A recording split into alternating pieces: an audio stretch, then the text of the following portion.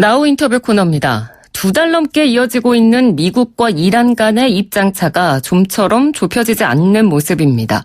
도널드 트럼프 미국 대통령이 이란과의 논의에 많은 진전이 있었다라면서 이란과의 대화 가능성을 시사했지만 이란 고위 인사들은 미국을 믿을 수 없다라면서 협상에 부정적인 입장을 연이어 내놨는데요. 미국과 이란 간 대화의 물꼬 과연 트일 수 있을까요? 오늘은 장지향 아산정책연구원 중동연구센터장 전화 연결해서 이야기 나눠보도록 하겠습니다. 센터장님 안녕하십니까? 네, 안녕하세요. 예, 이 트럼프 대통령이 지난 16일 백악관 강요회의에서 이런 말을 했던 겁니다. 미국과 이란 간의 긴장 완화를 위해서 많은 진전이 있었고 이란도 대화를 원할 것이니까 한번 두고 보자. 이런 식으로 긍정적으로 이야기를 한 건데 근거를 가진 상태에서 트럼프 대통령이 이런 이야기를 한 건가요? 근거가 있기는 했었지만 이게 굉장히 과대포장되고 좋게 말해서는 침소봉대였던 거죠. 그러니까 네. 이 자리프 이란 외무장관이 한 4일 전쯤에 뉴욕에 UN 회의차 방문을 했는데 거기서 미국 NBC 방송이랑 인터뷰를 했었습니다. 근데 그때 미 트럼프 행정부가 이란 제재를 철회하면 언제든지 대화는 할 수 있다라는 얘기를 했는데 그 말은 늘상 이란 측에서 주장을 해왔던 얘기이고 전혀 새로울 게 없었거든요. 네. 근데 그걸 가지고 트럼프 대통령이 뭔가 획기적인 진전이 있다라고 얘기를 했고 그거는 순전히 제가 볼 때는 국내 정치용 내년 대선용 발언이었던 것 같습니다. 당시에 어쨌든 이란이랑 미국이 너무 강대강으로 치닫고 있다라는 비판 여론도 있었고 그리고 며칠 전에 그러니까 트럼프 대통령이 또 트윗을 날려가지고 이 민주당 유색 인종 여성 의원들에게 굉장히 인종주의 혐오 발언을 했었잖아요. 거기에 대한 그 반격, 비판이 굉장히 높았거든요. 네. 그래서 제가 볼 때는 약간 시선을 다른 쪽으로 돌리고 싶은 자기네들이 잘 못하고 있다라고 북한에 비해서 못하고 있는 이란 핵 문제를 획기적인 전환을 지금 맞아가고 있다라고 얘기를 한 것 같습니다. 네. 그러니까 이 외무장관의 이 발언을 어떻게 보면 트럼프 대통령이 좀 해석을 달리한 건데 네네. 트럼프 대통령의 이 해석을 두고 또 언론들도 비슷하게 기사를 내놨습니다. 한국 일부 언론도 그렇고 AP통신을 비롯한 일부 서방 언론들이 탄도미사일 프로그램을 협상 안건으로 이란이 처음 얘기했다. 이러면서 좀 집중적으로 조명하는 기사들을 많이 냈더라고요.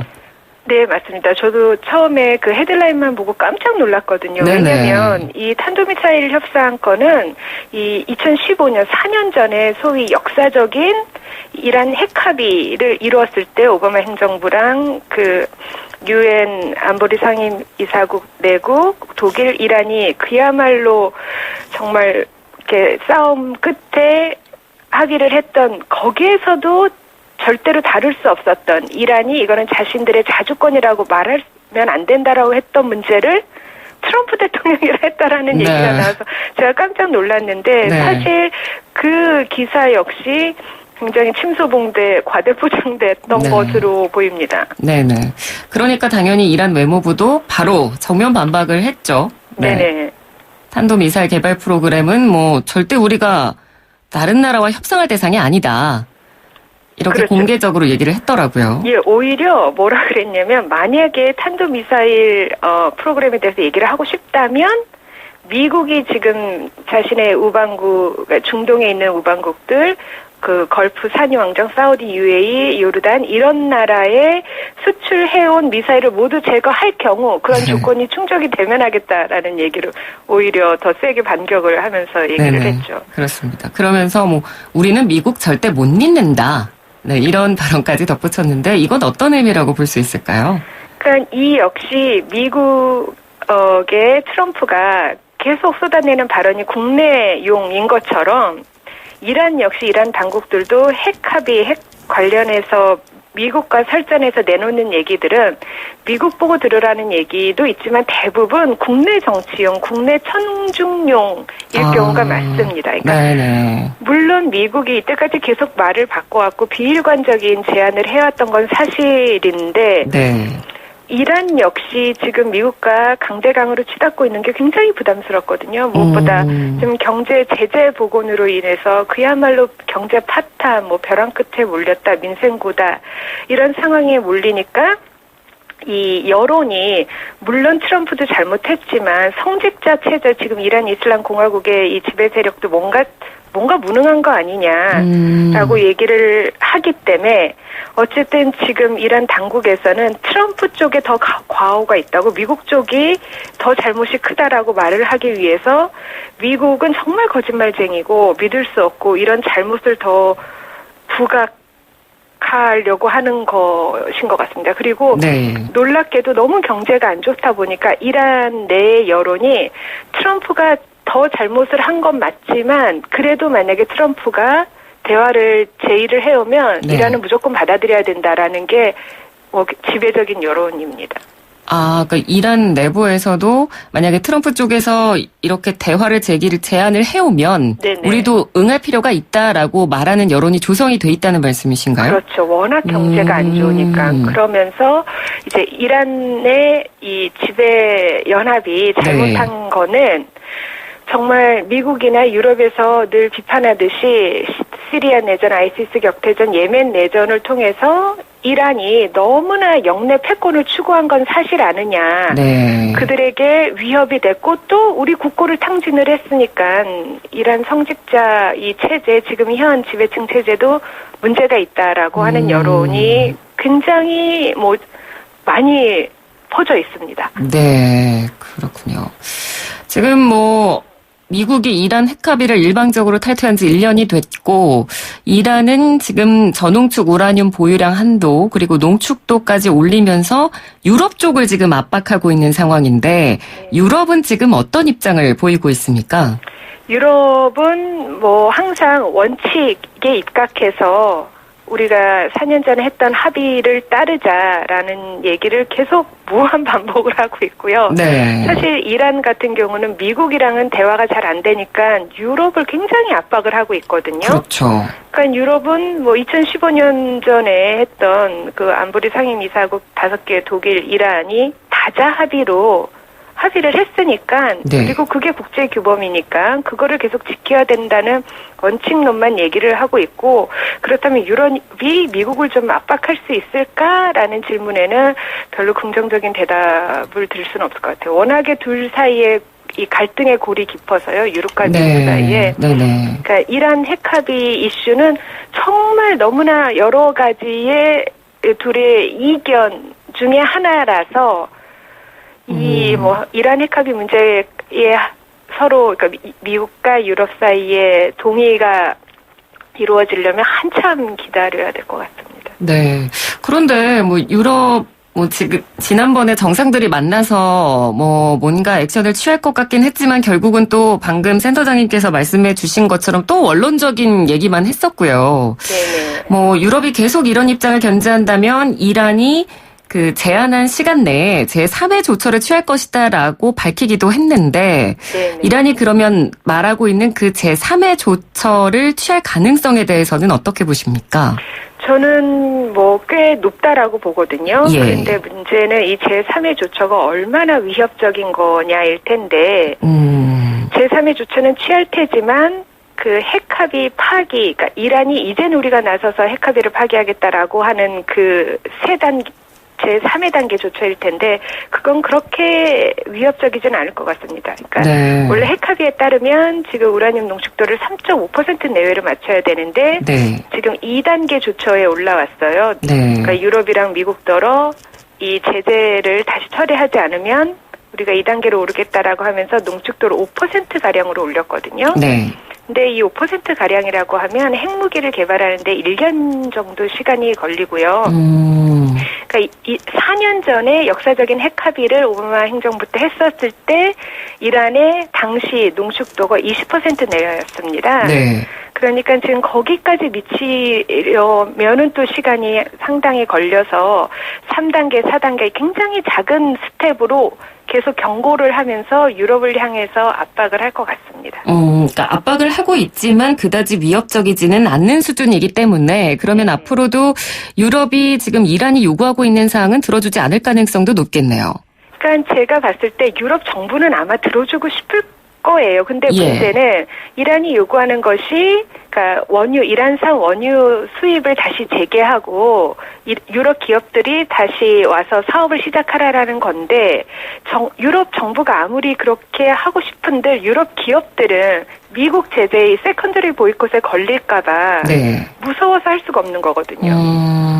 그러니까 정부는 굉장히 강력하게 권고를 하지만 유럽 기업들은 미국의 이 파이낸셜 시스템에 들어갈 수 없다라는 이 보복 때문에 감히 이란이랑 이렇게 사업을 계속할 만한 그런 혜택이 없는 거죠. 훨씬 더 비용만 큰 것 같습니다. 네네.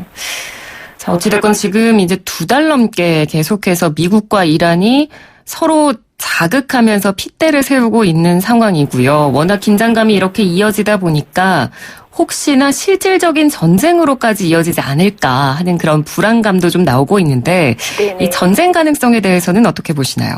저는 전쟁 가능성은 굉장히 낮다고 봅니다. 왜냐하면 이 미국이나 이란 그리고 미국의 우방국인 이스라엘, 사우디, 아랍에미리트까지도 전쟁 비용을 감당하기에는 얻을 것이 너무 없거든요. 그러니까 미국 같은 경우는 트럼프 행정부가 내년 대선까지는 굉장히 단호한 모습을 보이면서 자기가 굉장히 터프한 대통령이다라는 모습을 유지를 하겠지만 트럼프의 메인 이 슬로건은 미국 우선주의거든요. 지금 뭐 시리아에서도 철군을 할 준비를 하고 있는데 전쟁은 가장 피하고 싶은 것일 테고 이란도 워낙 여론이 안 좋아서 그러니까 시민들이 이렇게 경제가 악화된 건 미국 탓 그리고 우리 정부 탓이다라고 하고 있기 때문에 굳이 전쟁을 일으킬 그 까닭이 없고 우방국들도 지금 아까 말씀드렸듯이 이란과 이란 프록시들이 전쟁을 통해서 화력을 굉장히 높였거든요. 전쟁 경험도 많이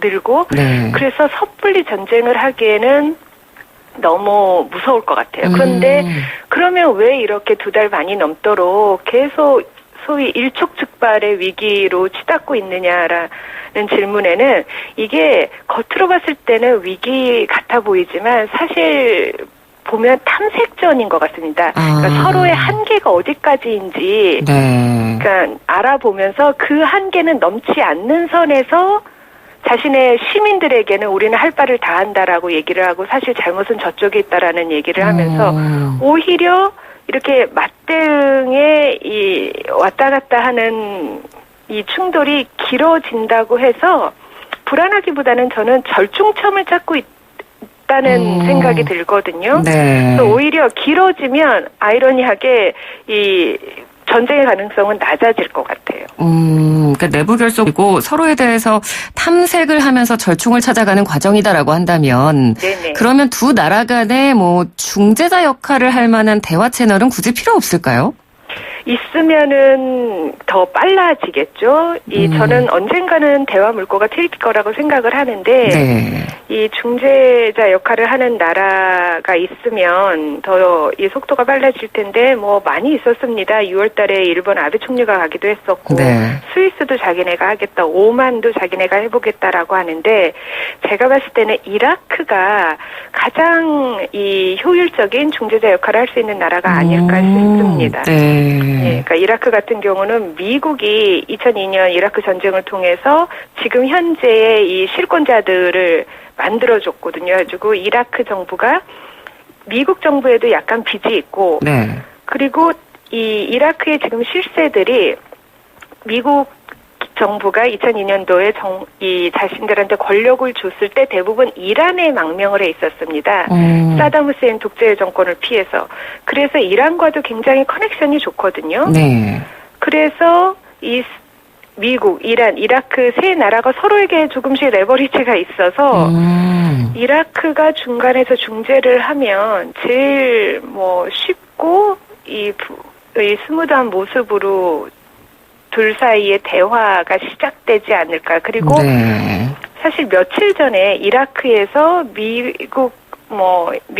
정치인들과 이란 이 당국 관계자들이 만난 것으로 보인다 이런 얘기도 조금씩 나오고 있더라고요. 네네.